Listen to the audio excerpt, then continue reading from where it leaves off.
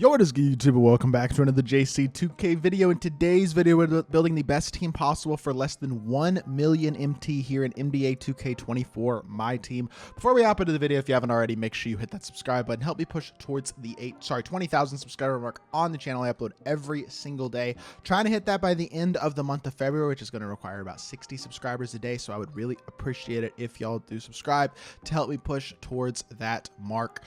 Trying to hit it by, obviously, like I said, the end of the month. So yeah, without further ado, let's hop right into it. We're going to start off with the point guard position, and the point guard position, we have 1 million MT. That's a lot to work with. We can go with the best in the game, in my personal opinion, which is going to be Oscar Robertson. I think he's the best point guard in the game. I'm not even really sure there's much of a debate. There are some other top tier point guards for sure in this game, but Oscar is my favorite of them. Incredibly complete at 6'5" at the point guard position. He's got 95 speed, 95 three ball. He's a versatile dunker, great slashing, great defender as well. Really, really versatile. Can get every single badge that he does not have that is important. So things such as brick wall, rise up, open looks, claymore, whatever you don't like him not having, you can add, which is huge. But he's an amazing playmaker. He moves quite well, has very solid sigs. Pro dribble style is pretty darn good if you know how to use it properly. His release is an absolutely elite one as well. In general, he's just a really, really good card who does a ton of things really well at the point guard position. I like his fade. Normal leaner is one of the best in the game as well. Like, there's just a ton to like about this card as a whole. There's not much he doesn't do well, to be honest. I guess you could complain about the size, but 6'5" is not bad height wise, and height is less important than it's ever really been in my team anyway. So he's an elite card. He's super expensive, but I think he's worth it. Julius Erving is who I'd put at the 2. I just think Julius gives you the elite level shot creation that a couple of the other top 2s don't give you. So I don't think Paul George, Vince Carter quite give you the shot creation of this Dr. J card. Kobe is too expensive, obviously. So that leaves you with Dr. J as your option. 96 speed, 89 three ball, elite slasher, some of the best dunking animations in the entire game. A massive player build, 6'7" with a 6'11" wingspan, and an afro that makes him look even bigger than 6'7". Just honestly kind of does everything well. Defensively, he's good as well. Yes, he's missing a limitless range and anchor. Those are important badges. I get it.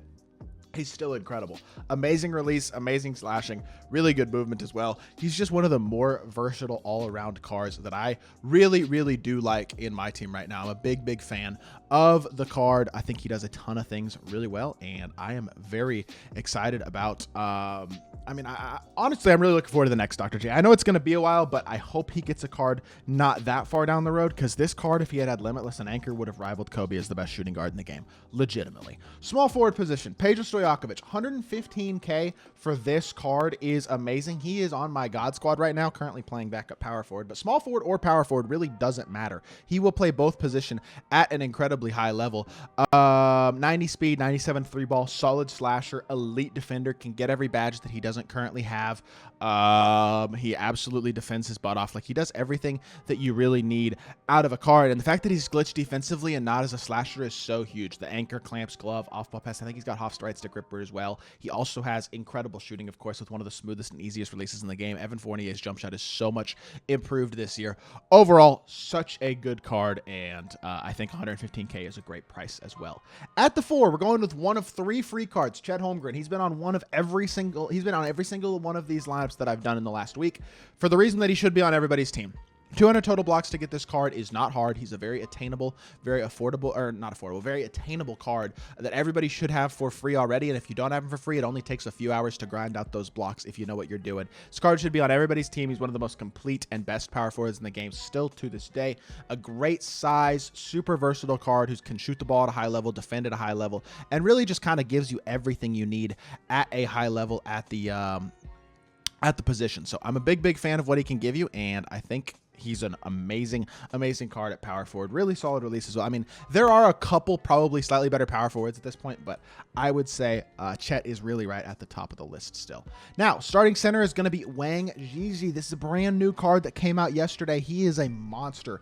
Really like this Wang card, though. A 7'1", 7'5" wingspan, hotspots from everywhere outside the three-point line, 11 Hall of Fame badges, including a bunch of good ones. Hoff, Limitless, Catch, Claymore, Corner Specialist, Open Looks, Back Down, Punisher, Masher, Rise Up, Post Playmaker, Brick Wall, Post Lockdown.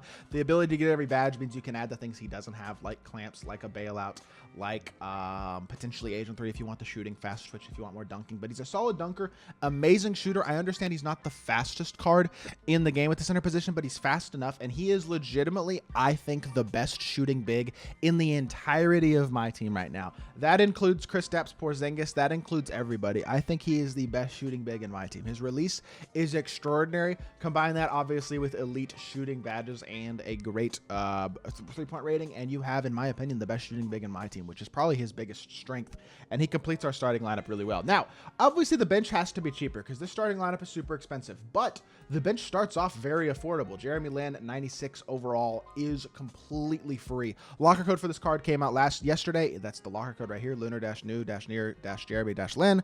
Complete this locker code or type in this locker code and then complete a very short, easy Evo him for him, which is 8 minutes, 8 dunks, 8 3-pointers, and 8 assists. It doesn't have to be a single game or anything.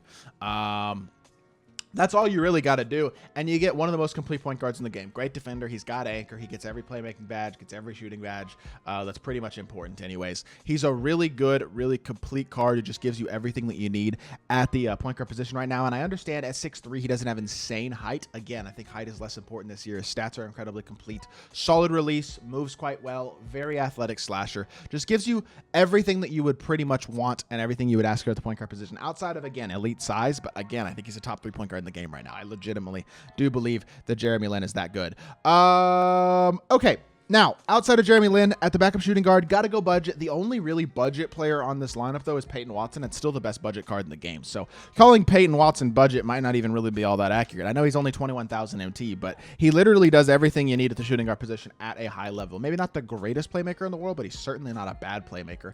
And he's got an elite release, elite shooting ability, very complete stats and badges, the ability to guard on the inside and on the perimeter at a high level. He's a very capable playmaker with pretty complete playmaking badges, and he's a great slasher. Got really good size, the 2 at 6'7" with a 6'10" wingspan. Really nice release, MJ dribble style, Steph's drag back, great sigs. Like, there's just a ton to like about this Payton Watson card. 21,000 MT, best budget card in the game. He has also been on every one of these squad builders, and for very good reason. Backup small forward is going to be Andre Blatch. This Andre Blatch card is amazing. He and Peja are just two of the best small forward, power forward combos in the game. Both of these cards are high level, competitive level cards. 87 speed, 89 3 ball. Great dunker. 96 strength as well. Super versatile defender. 6'11", can play small forward or power forward. In this matchup here, having his size at small forward is really useful. He can get every badge he doesn't have, so you can add an Agent 3 bailout, break starter, handles for days. Defensive badges like Challenger, off-ball pest as well if you'd like. There's a lot you can do with this Andre Blatch card to make him really good at the power forward position, or at the small forward position and power forward. Really, I think he plays both positions at a high level. He's a great card, and I think 126k MT. We do have it in the budget, and he's a great card. The last buyable player on this team as Bam Adebayo, and Bam is also, well, he was originally 126k. He's dropped a little bit in price. He's slightly below 120k now. 92 speed at power forward, amazing versatile defender. Every single defensive badge in the game, and at least Golden Hoff, anchor, clamps, and movable enforcer, pogo stick, post lockdown, rebound chaser. Hoff big driver as well, good finishing badges, and most importantly, an elite release, because he only has an 83 ball, but he's an amazing shooter with a great release. I understand he's not the greatest playmaker in the world. The playmaking badges aren't unbelievable, but admittedly they're not terrible, and he does have an 86 ball handle, so he can burst as well. There's a lot to like about Bam Adebayo, though. Really good card at the power forward spot. I understand he's a little undersized, only 6'9", but especially when you surround him with size, the 3 like Andre Blatch, you're just fine. And then at the 5, we still got great size. We got another amazing free card. Joel Embiid, another guy who's been on all of these lineups, and of course, for very good reason. He's a great card. He does a lot of things well at the center position. He's fast. He can defend. He can shoot. He's going to knock down shots when he's open quite well, even if he doesn't have limitless. Playmaking isn't great, but he's a big 7-footer with a big player build, 7'5" wingspan, great defender, great interior player, great dunker, great speed, great all-around stats and badges, top 5 center in the game. Great card. Awesome backup big. Overall, this team literally winds up costing right at about 900,000 or 990,000 MT. So it's just under that 1 million MT price point. Not by much. But when you look at this team, I think you could take this team online in any game mode and be competitive. It is an absolutely elite level squad in my team. And that is going to do it for this video. I hope y'all did enjoy. If you did, make sure you hit that like button, leave a comment, and subscribe. I'll be back with more 2K content very soon, and I appreciate y'all. Peace.